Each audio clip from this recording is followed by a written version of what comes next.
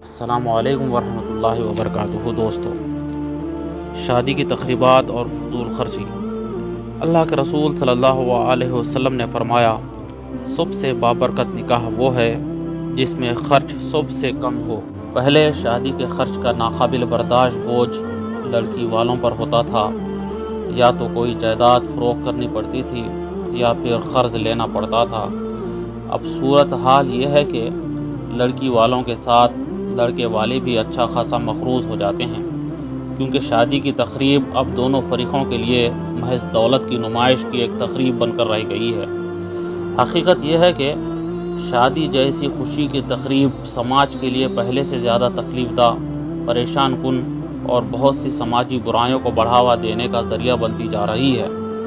بہت زیادہ تشویش کی بات یہ ہے کہ مسلم سماج بھی اسی میں بری طرح ملوث ہوتا نظر آ رہا ہے۔ ایک بہت بڑی سماجی بیماری جو شادی کی گود میں جنم لیتی اور پلتی بڑھتی ہے اور پھر پورے سماج میں کینسر کی طرح پھیل جاتی ہے، وہ دولت کی نمائش ہے۔ بہت سے دولت مندوں کے پاس دولت تو بہت زیادہ ہوتی ہے، لیکن خرچ کرنے کے صحیح مقامات ان ناسمجھوں کی پہنچ سے باہر ہوتے ہیں۔ شادی کا موقع ان کے لیے دولت کی نمائش کا سنہرا موقع ہوتا ہے۔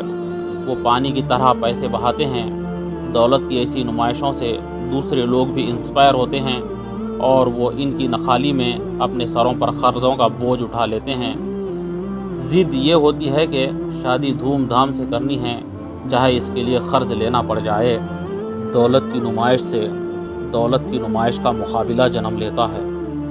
انفرادی برائی اجتماعی برائی بن جاتی ہے۔ ایک بھائی نے گھر سے باہر نکل کر شادی ہال میں شادی کی تو دوسرے بھائی نے 3 اسٹار ہوٹل بک کیا اور تیسرے بھائی نے 5 اسٹار ہوٹل تک پہنچ گیا۔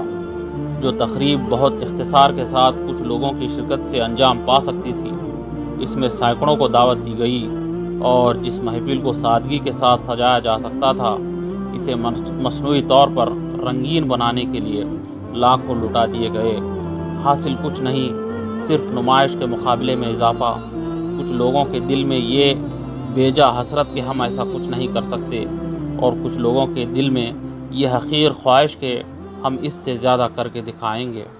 شادی کی تقریبات میں ہونے والی فضول خرچیوں اور نمائش کا بہت خطرناک پہلو یہ ہے کہ یہ معاشرے میں فضول خرچی اور دولت کی نمائش کے رجحان کو پھیلانے کا سب سے بڑا ذریعہ ہے، اور جس معاشرے میں فضول خرچی اور دولت کی نمائش کا مقابلہ رواج کی شکل اختیار کر لیتا ہے، وہاں سے سکون و چین رخصت ہو جاتا ہے۔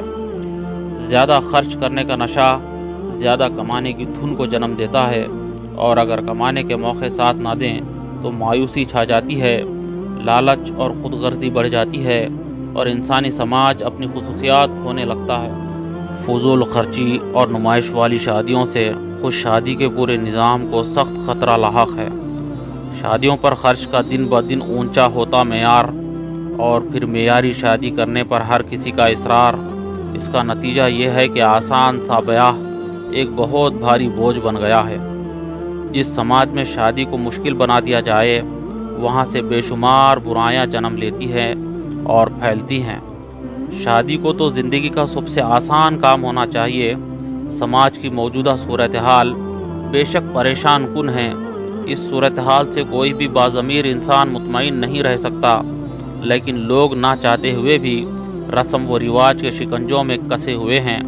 ایسے میں کیا ایسے سماج کا خواب دیکھا جا سکتا ہے جہاں شادی میں بھاری مصارف کی تکلیف دہ بوجھ نہ ہو، فضول خرچی اور دولت کی نمائش نہ ہو، نہ جہیز ہو، نہ بارات ہو، نہ شادی ہال ہو، نہ بڑی بڑی دعوتیں ہو، نہ طرح طرح کے پکوان ہو، نہ بیجا تکلیفات ہوں اور نہ گھٹیا مطالبات ہوں، صرف شادی ہو اور شادمانی ہو، دو دلوں کے درمیان محبت کا خوبصورت آغاز ہو اور دو خاندانوں کے درمیان الفت کی حسین شروعات ہو۔ اللہ کے رسول صلی اللہ علیہ وسلم نے فرمایا، سب سے بابرکت نکاح وہ ہے جس میں خرچ سب سے کم ہو۔ اس ارشاد نبوی میں ایک نئی دوڑ شروع کر دینے کا پیغام ہے۔ اب یہ مسلمانوں کو طے کرنا ہے کہ جب ہر طرف زیادہ خرچ والی شادیوں کا مقابلہ چل رہا ہو، فضول خرچی اور اسراف کے ریکارڈ توڑے اور بنائے جا رہے ہیں، انسانیت اپنے مستقبل کو لے کر پریشان ہے، کیا عاشقان رسول صلی اللہ علیہ وسلم کم سے کم خرچ والی شادیوں کی ایک دوڑ شروع کر سکتے ہیں؟ ایک مبارک دوڑ جو سماج کو ایک اچھا رواج، ٹرینڈ دے اور ملت کو انسانیت کے لیے ایک اچھا نمونہ بنائے۔